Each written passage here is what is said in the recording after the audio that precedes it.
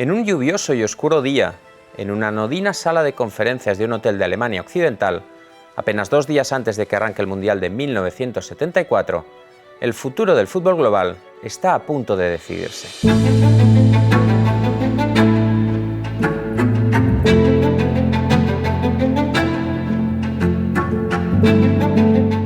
Los delegados de FIFA están reunidos para elegir al siguiente presidente de la federación, y la elección no podría haber estado más clara. La vieja guardia contra la nueva, un británico contra un brasileño, el presidente actual, Stanley Rose, contra el candidato João Havelange. Descendências europeias, asiáticas, africanas, enfim, conseguimos reunir em nosso país o mundo.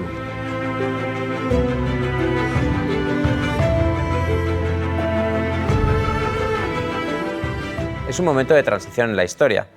Los viajes internacionales en avión, la televisión en color, las corporaciones multinacionales están en auge y la Guerra Fría no estaba precisamente fría, no solo en Alemania, sino en todo el mundo. También es un momento de transformación para el fútbol. La hegemonía del deporte más popular del mundo está pasando de la vieja Europa al nuevo mundo, Latinoamérica. 4 años antes, en 1970, México había albergado la Copa del Mundo. 4 años después, en 1978, será el turno de Argentina. Y en ese lluvioso día de 1974 en Frankfurt, un brasileño tiene la oportunidad de convertirse en el primer presidente de FIFA no europeo. Y las diferencias entre los dos candidatos no podían ser mayores. El presidente actual, Sir Stanley Rose, era tradicional, un presidente hecho a imagen y semejanza de Jules Rimet, que defendía la fraternidad en el deporte. João Havelange era, digamos, más realpolitik. Era hijo de un traficante de armas y había liderado la Confederación de Deportes de Brasil a través del golpe de Estado militar. Havelange sabía cómo conseguir votos y cómo conseguir lucrativos patrocinios que más tarde se convertirían en más votos. Y también sabía cómo deslizar sobres repletos de dinero en efectivo en las manos adecuadas. Así que ese día, en esa sala de conferencias de hotel de Frankfurt, cuando los delegados de FIFA se reunieron en un semicírculo y depositaron sus votos, el resultado ya estaba decidido desde hacía tiempo.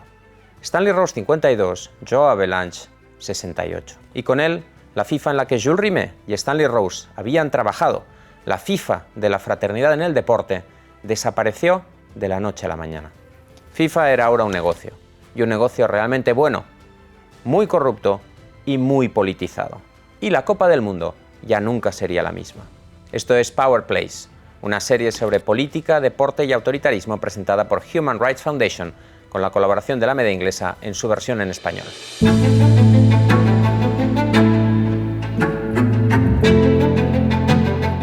En nuestro primer episodio cubrimos el Mundial de 1934 en la Italia fascista y cómo Benito Mussolini se apropió del torneo para mostrar al mundo la supremacía italiana y aplastar la disidencia local. En este episodio vamos a saltar a los años 70, a una era de juntas militares en Sudamérica, una era de policía secreta, de mano dura, de centros de detención encubiertos y de desapariciones. Y una era en la que FIFA se transformó en la organización corrupta que todos conocemos hoy. Fue un cambio drástico que resulta imposible de separar de las dictaduras con las que FIFA trabajó estrechamente durante toda esa década. Para contarte esta historia vamos a hablar de 3 mundiales, 1970, 1974 y 1978. Los 2 primeros llevaron a João Havelange a la cima de FIFA. El tercero, cuyos vítores de victoria mantuvieron despiertos en sus celdas a los presos políticos argentinos, fue el resultado de aquello en lo que FIFA se había convertido.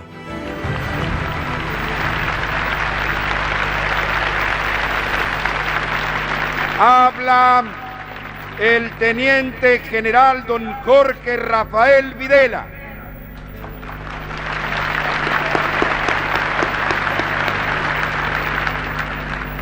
Primera Copa, México 1970. El primer balón que golpeó Edson Arantes do Nascimento no fue de fútbol. Su padre no se lo podía permitir. Así que cuando su hijo le pidió uno, cogió varios periódicos y varios trapos, los metió dentro de un calcetín y le llamó balón. Este tipo de historia era común entre los brasileños de las capas más bajas, pero Edson era bueno. Era tan bueno que pronto pasó a un balón de cuero. era tan bueno que con 16 años ya era profesional. Unos años después de que hubiera recibido su apodo, Pelé.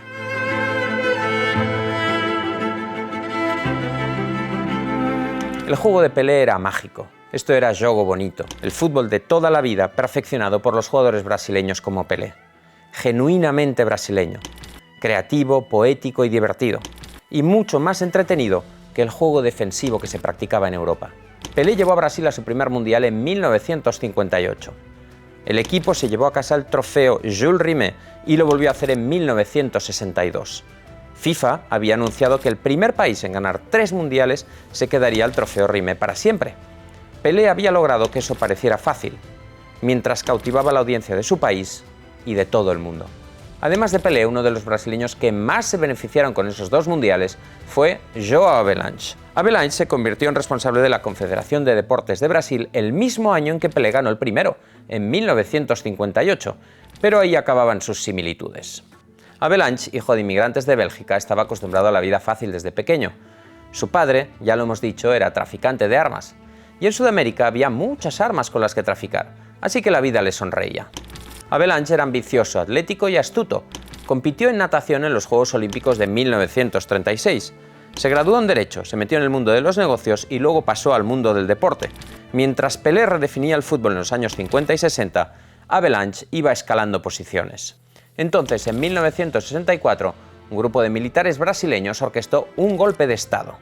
Gobernaron el país sin elecciones durante los siguientes 21 años, en lo que se conoce popularmente como una junta militar. Con líderes como el general Emilio Medici, el régimen suspendió la Constitución, torturó a disidentes, asesinó a rivales e hizo desaparecer a miles de personas. Pelé, Havelange y todos los brasileños tuvieron que encontrar formas de adaptarse al régimen, quisieran o no. Para Pelé eso significaba cambiar la camiseta por un traje y una corbata. Tras marcar su gol número 1000, el general Medici le invitó al Palacio Presidencial para un desfile y una sesión de fotos televisados. Quizás el general no era aficionado al fútbol, pero era consciente del poder del deporte como la religión secular de los brasileños. Así que el mensaje era claro. Los generales, Pelé y el resto de la Seleção estaban trabajando hacia el mismo destino sagrado, la codiciada tercera copa y el trofeo Jules Rimet. El hombre que les ayudó a lograrlo fue Havelange. Como presidente de la Confederación de Deportes, debía lograr que los dos trabajaran juntos, los jugadores y el régimen, y comenzando por el Mundial de 1970, lo haría de maravilla. My family bought a colour television in 1970 for the 1970 World Cup. And I'd like to say that the first thing I saw in colour was football, but actually the first thing I saw in colour was an advert for Heinz Cream of Tomato Soup. Este es el historiador del fútbol David Goldblatt. La primera vez que vivió el fútbol internacional fue cuando era muy pequeño, en 1970, y esa experiencia está indefectiblemente ligada a la sopa. Man, I've never seen red like it before or since. It was like chromatically mind-blowing. But the second memory of colour television is England versus Brazil in the first round of the World Cup.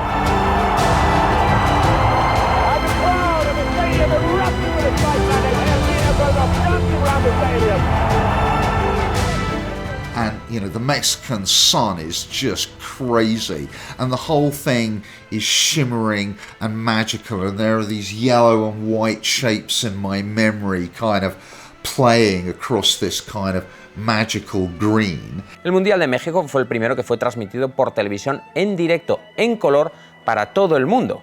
También fue el primero que usó el balón formado por hexágonos blancos y negros, el que viene inmediatamente a la mente cuando uno piensa en un balón.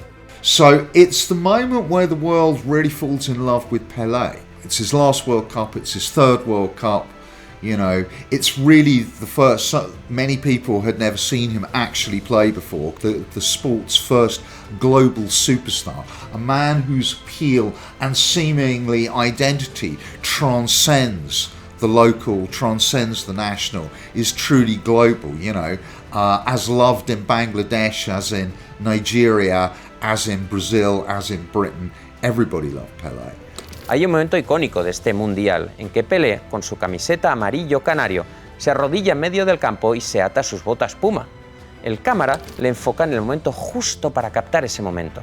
Puma le pagó al cámara para que lo hiciera. También le pagaron a Pelé $120.000 para que se detuviera y se atara a sus botas, el equivalente a $1 millón a día de hoy. El Mundial se había convertido en un gran negocio. En México ese negocio se llevó a cabo bajo el ojo vigilante de lo que se llamó la dictadura perfecta. El PRI, el Partido Revolucionario Institucional, llevaba décadas gobernando el país como un Estado con un único partido, con elecciones falsas y censura en los medios, y una represión brutal de los disidentes. Solo 2 años antes del Mundial, en los Juegos Olímpicos de 1968 de Ciudad de México, asesinaron al menos a 400 estudiantes que decidieron protestar y usaron su control de los medios para silenciarlo. Para 1970, esos protestantes ya no estaban. En su lugar, los aficionados de todo el mundo que siguieron el torneo se encontraron con un fútbol increíble, como no habían visto nunca. Brasil y Pelé jugaron como solo ellos eran capaces de hacer, derrotando con facilidad a Inglaterra, Perú y Checoslovaquia. Los generales brasileños se habían encargado de que el equipo llegara en el mejor momento de forma, tras hacerles entrenar en instalaciones militares en altitud para que se acostumbraran a la Ciudad de México. Brasil se enfrentó a Italia en la final. Fue un enfrentamiento en muchos niveles, entre Europa y Sudamérica, entre fascismo y juntas militares, entre el antifútbol defensivo y la poesía ofensiva. En el momento en que Carlos Alberto batió al portero italiano, toda una filosofía del fútbol había cristalizado. Fue hermoso, colectivo e inevitable, y significaba el trofeo Jules Rimet para siempre.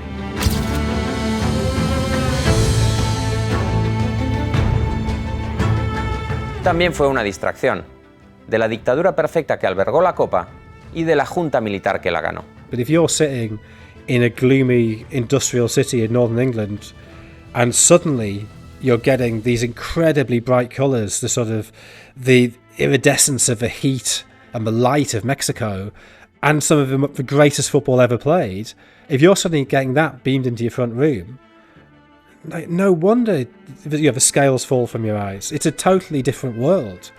And why would people be looking into what's the government that's running this? What's the government of the team that's winning this? But in 1970, nobody talks about either the Brazilian dictatorship or the Mexican dictatorship. En cuanto a Belange, nadie habló de la lección que aprendió, a saber que se puede hacer mucho dinero combinando fútbol, patrocinadores y medios controlados por el régimen. Y mientras el fútbol brasileño alcanzaba su cima, no tenía otro lugar hacia donde seguir escalando. Y así llegamos a la segunda Copa, Alemania Occidental 1974. El Mundial de 1974 era una oportunidad. Para Alemania Occidental, la oportunidad de demostrar al mundo que había dejado atrás su pasado nazi. Para Stanley Rose, la oportunidad de renovar su mandato como presidente de FIFA 2 días antes del arranque del torneo. Y por el camino, limpiar su nombre y cimentar su legado. Rose había sido oficial durante la Primera Guerra Mundial. Había sido nombrado caballero por la reina Isabel. Dirigió FIFA durante 13 años. Desarrolló a superestrellas como Pelé e incluso cambió el fútbol de forma profunda. Reescribió las reglas del juego, que es básicamente el reglamento que seguimos usando a día de hoy. He was a great thinker. The way that referees officiate today in terms of their movement on the pitch is to guidelines drawn up by Stanley Rose. I don't think he enriches himself from sport in any way. He's a very good administrator who I think basically believes in sport as a universal good. Rose fue un buen presidente para FIFA. ¿Cuál fue el problema entonces? La política. Esta nunca ha sido dictadura, señores. Esta es dicta blanda. Un año antes, en 1973, el general Augusto Pinochet había asumido el poder en Chile. Y Pinochet había torturado a prisioneros políticos en el principal estadio de fútbol del país, el Estadio Nacional. Cuando solo un año después la Unión Soviética se negó a jugar en ese estadio, Rose les obligó a hacerlo de todos modos. Así que no se presentaron y Chile se clasificó para la Copa por incomparecencia. ¿Por qué Rose, que veía el deporte como un bien universal, obligó a disputar un partido de fútbol en un estadio donde se habían llevado a cabo torturas? Porque realmente creía en el modelo de fraternidad entre naciones de FIFA, porque realmente creía que el fútbol tenía la capacidad para unir a las personas más allá de sus diferencias políticas. Pero cuando Sudáfrica propuso enviar un equipo segregado al Mundial de 1974, Rose se metió en todavía más problemas. Where he makes a cataclysmic mistake is that he opposes a ban on South Africa for refusing to send a mixed race team. His reason for doing that is not because he thinks apartheid's a good thing. It's that he just wants FIFA to stay out of politics, and he says, look, that's a matter, the internal governance of South Africa. We shouldn't get involved. Now, I would disagree with him on that. I think a lot of people would disagree with him on that. It costs him huge numbers of votes. But it's a position I can understand why he would think that. Because where do you... His argument would be, where do you stop intervening? I think, it's very hard to draw the line, but in extreme cases like that, probably you do intervene. But it's not a racist stance he's taking. It's a stance of that's just not within my remit. Pero muchos delegados de FIFA, en especial aquellos procedentes del continente africano, pensaron que Rose había sido demasiado benévolo con Sudáfrica. El mundo estaba cambiando, las normas sociales también. Rose tenía 79 años y muchos creyeron que seguía anclado en la vieja mentalidad eurocéntrica. Mientras los delegados perdían la confianza en Rose, Joe Avalanche esperaba agazapado. Comprendió que el fútbol no se acababa en Europa, que para conquistar la presidencia de FIFA necesitaba los votos de todos los países, fuera como fuera. Así que Avalanche se fue de gira con Pelé financiado por FIFA y prometió dinero a los países en vías de desarrollo. Describió a Rose como una exhausta figura colonial. Cuando llegó la votación en Frankfurt, llevó a delegados de FIFA desde África a su costa para que pudieran asistir en persona y prometió expulsar a Sudáfrica de la competición. Fue una clase magistral sobre cómo engañar al sistema de votación de FIFA. El voto de cada país cuenta igual, sea Estados Unidos, Barbados o Zambia. Y también fue una clase magistral sobre cómo untar a los encargados de contar esos votos. Venezuela admitiría más tarde que recibió $25.000 a cambio de apoyar a Avalanche. Como sabemos, una vez contados los votos, Avalanche superó al envejecido Rose. Ese momento marcó el comienzo de una nueva era, no para el fútbol, sino para FIFA. Porque Avalanche tenía sus propias reglas del fútbol. Coca-Cola, Gillette, Adidas... Con patrocinios cada vez más grandes, el dinero comenzó a llenar las arcas de FIFA. Avalanche recorría el mundo en jets de lujo. Había tratos por hacer, votos por comprar, cuentas secretas por llenar y más bolsillos en los que introducir sobres con dinero en efectivo. En cuanto al Mundial de 1974, Alemania Occidental se impuso a Países Bajos en la final, pero la gran estrella fue Avalanche. Redefiniría el mundo del fútbol durante décadas. Pero primero tenía que redefinir el siguiente mundial, que se iba a celebrar además en su región de origen. Así llegamos a la tercera copa, Argentina 1978. I really love football because I really feel that football belongs to the people. That football feeling is not just about football. It's the club. It's an identity for us. Como un joven argentino en los 70, Moores ya había vivido varios golpes de Estado, a favor o en contra de Juan Perón y del movimiento político peronista. Porque amar a la patria, no amaremos sus campos o sus casas, amaremos a nuestros hermanos de nación. The country was crazy in 1976. There was really terrorism. The Peronism, the mass party, political party of this country, was suffering an internal, very big fight. The economic was very bad also. And so when you are in a chaos living like this, we need the militaries to put in order this country. And you don't know how much of the chaos was created by the militaries to have the way easily to take the power again. Con bombas, asesinatos y secuestros diarios y la inflación al 500%, los argentinos, incluyendo Moores y su familia, solo aspiraban a un simulacro de normalidad.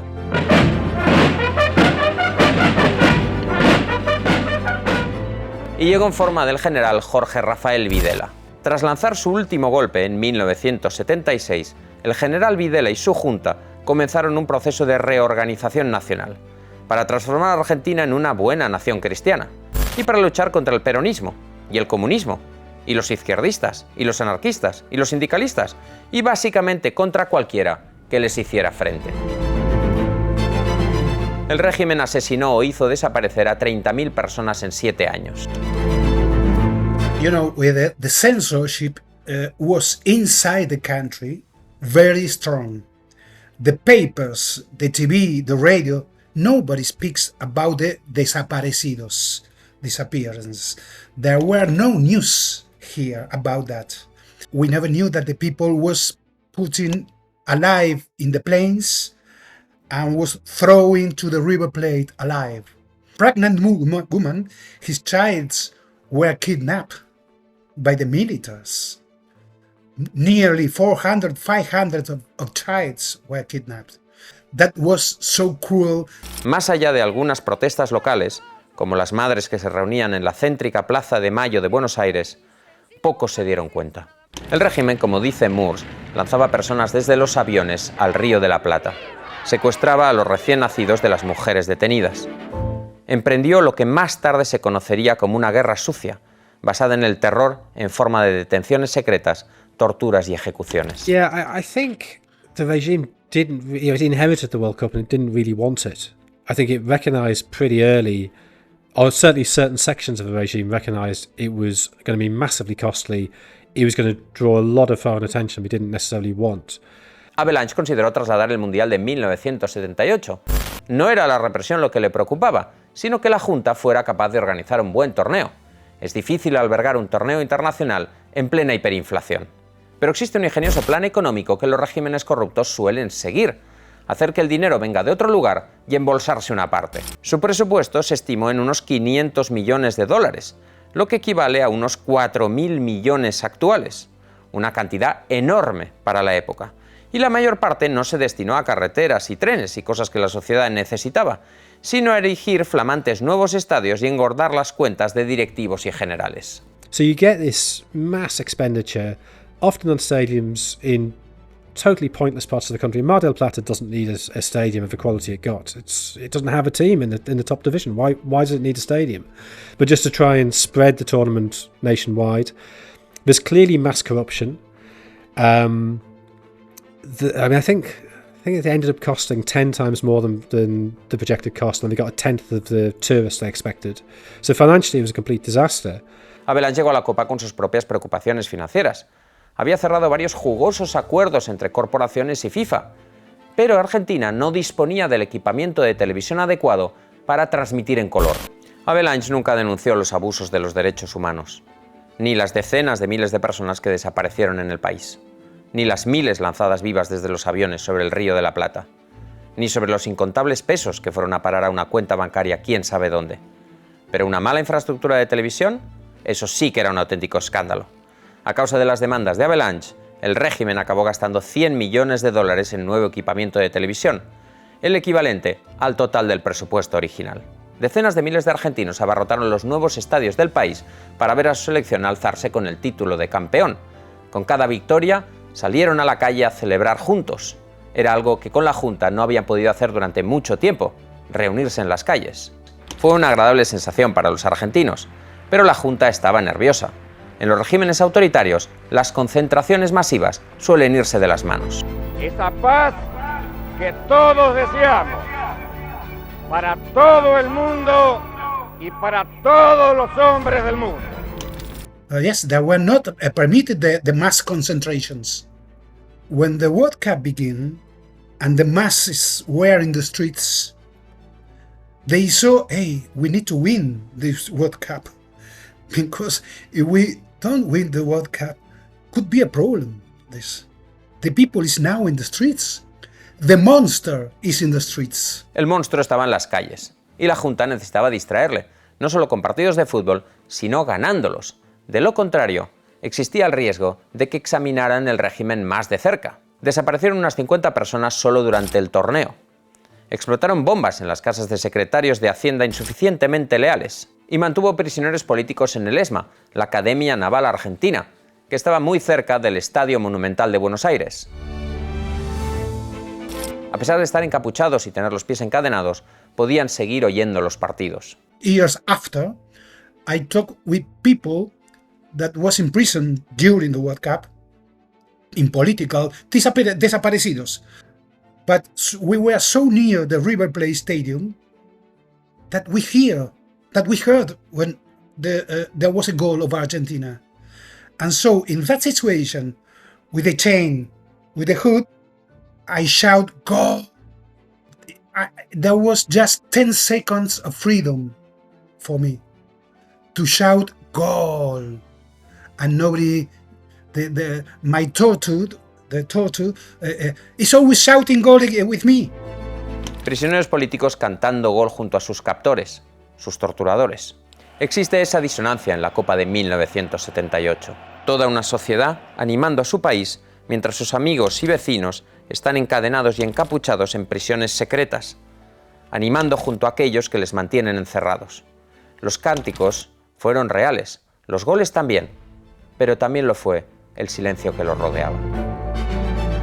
Yes, the best game of the 78 World Cup was the final. Absolutely. Because it was an incredible match. Yes, I was there. I was in the stadium.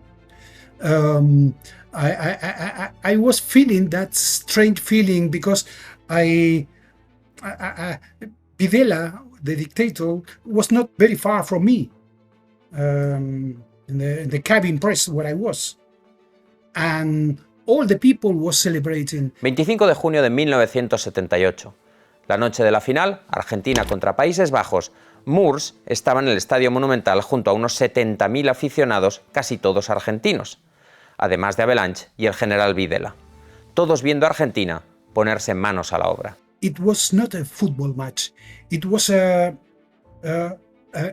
wrestling match. They were fighting one player against each other, against the other one. Oh, it was a battle. It was not football. En el último minuto, Argentina marcó y el estadio rugió. Era fácil dejarse llevar, cantar, vitorear o jugar para tu país, incluso con el general en el palco. The players once told me, "Hey, when we are playing a World Cup, we are the soldiers of the country. We are the ones who defend the nation." Así que cuando Argentina ganó por 3-1, muchos argentinos, incluyendo algunos jugadores que odiaban el régimen, se sentían felices de ser argentinos. Esa noche, mientras todo el país inundaba las calles para celebrar, Ezequiel Moors también lo hizo. Lo necesitaba. Años de caos y represión se habían proyectado sobre la cancha. Gracias a la victoria, el régimen esquivó al monstruo que había salido a las calles. Avalanche entregó el trofeo de campeón de la Copa del Mundo al general Videla, que luego se lo pasó al equipo. Avalanche había tomado partido por el régimen y estrechó las manos correctas, mientras fluían los acuerdos comerciales. Cuando habló a la muchedumbre, junto a Videla, Avalanche insistió que el fútbol debía mantenerse por encima de la política. Que este evento sea realmente una contribución para afirmar la paz. Quizás estés pensando, ¿por encima de la política? Entonces, ¿cuál era la diferencia con Stanley Rous? Pero ese es precisamente el punto central. Avalanche sonaba como Rous. Podía decir lo mismo sobre la amistad y la fraternidad. Pero las motivaciones detrás de esas palabras eran completamente diferentes. La fraternidad puede ser un ambicioso ideal, una forma de tender puentes entre países, o puede ser una tapadera para la corrupción y los abusos. Una forma de apuntalar los peores regímenes posibles solo para que tú, el organizador, saques provecho. Desde 1978 con Avalanche, cada vez parecía más lo segundo. Yeah, the hunter clearly benefits enormously from... You got millions of Argentinians out in the streets celebrating being Argentinian. That a winning football team, yeah, at least in the short term, covers a multitude of sins. La Junta de Videla acabó colapsando en 1981. Y cuando lo hizo, sus victorias, como el Mundial del 78, comenzaron a ser reexaminadas. Existía la persistente sensación de que no todo era hermandad y orgullo nacional. Argentinos, dentro de pocas horas, al hacer entrega del cargo a mi sucesor, habré atendido mi última obligación como presidente de la nación. Mientras su carrera como reportero despegaba, Moores comenzó a investigar todo aquello. La corrupción, los secuestros, los generales argentinos colocados en puestos directivos muy bien pagados en FIFA. E incluso le hizo cuestionarse su papel en todo aquello. In 83 we recovered the democracy and all the World Cup of 78 was put in a doubt. The happiness, the euphoric of the 78 began to be a problematic moment for years after. When we began to know that the people was disappeared, that the people was thrown alive to the River Plate, that the childs of the pregnant woman were kidnapped also, that the people was killed, tortured, and all that. So nobody want to see that mirror. Hey, what was I doing at that moment? I was celebrating the World Cup. Oh, I don't want to see me there. So I began to judge the other ones. And we talk about the World Cup with the people that was suffering, not with the people that was celebrating. And so the investigation was about with the people that was in jail, the people, the victims, the mothers of Plaza de Mayo, the abuelas de Plaza de Mayo, the Nobel Prize Pérez Esquivel, also all the people that was suffering during the World Cup. Talk about what was your feeling at that moment. Décadas después tenemos una imagen mucho más completa de lo que fue el Mundial del 78. Una imagen mucho más completa, como dice Moores, para las personas que estaban sufriendo, en lugar de para las personas que estaban celebrando. Así que acabemos con esa historia. 25 de junio de 1978. Havelange, Videla, Moores, 70.000 personas enloquecen en el Estadio Monumental. Ya os hemos hablado de la ESMA, la Academia Naval. Desde ahí, prisioneros encadenados y encapuchados escuchaban todo lo que estaba sucediendo. Lo que nos hemos contado es que esa noche, mientras un mar de argentinos como Moores celebraba la victoria en las calles, algunos prisioneros de la ESMA se reintegraban en la sociedad argentina, aunque fuera por un muy breve lapso de tiempo. They have in the third floor of the ESMA, yes, third floor, they have people that was very prepared, people that speak languages and so on. And they were they were as slaves. They were working as slaves for the militaries. So they were making translations, they were writing, and so on. And when Argentina won the World Cup, the militaries, with persons of this third floor that were working slaves for them, the military says, and nobody of this country is asking for you. You want to see the people celebrating? Okay, came with us. And so they were in the car. You remember the old cars that you can open? Well, so one of these women, Graciela D'Aleo is her name. Graciela was there. The car was in the streets. The car couldn't advance in the street because the people were walking there. La gente había colapsado las calles con sus celebraciones y bloquearon un vehículo que conducía a varios prisioneros de la ESMA junto a su torturador, un hombre llamado el Tigre Acosta. And so she was disappeared with other people there. She was saying she was literally standing out of the sunroof of the car, and she was thinking, I could scream that I haven't been tried. I'm being held at the ESMA. I've been tortured. None of these people are going to care. And she said that she never knew whether Acosta took them out as an act of charity, sort of join in the celebrations, or whether it was to say, look, your protest against government doesn't matter because we've won the World Cup and that's all people care about now. El monstruo estaba en la calle. Los argentinos habían salido en masa. Pero por varios motivos, ese monstruo era incapaz de girar la cabeza para ver lo que realmente estaba sucediendo. En las décadas siguientes, primero el régimen argentino, luego el brasileño y finalmente el mexicano, acabaron llegando a su fin. FIFA había sido capaz de apuntalarlos, pero solo temporalmente. Pero el legado de esos mundiales duraría mucho más. Ayudó a establecer un modelo, usar el juego bonito, el deporte del fútbol, para fines políticos y por el camino, ganar mucho dinero. Joe Avalanche siguió perfeccionando su modelo con el paso de las décadas. En los años 90, mientras FIFA volvía a cambiar de manos, llegó a la conclusión lógica del modelo Avalanche: conceder la Copa del Mundo al mejor postor, aunque ese país atentara contra los derechos humanos ante los ojos del mundo entero. 2018 FIFA World Cup, ladies and gentlemen, will be organized in Russia.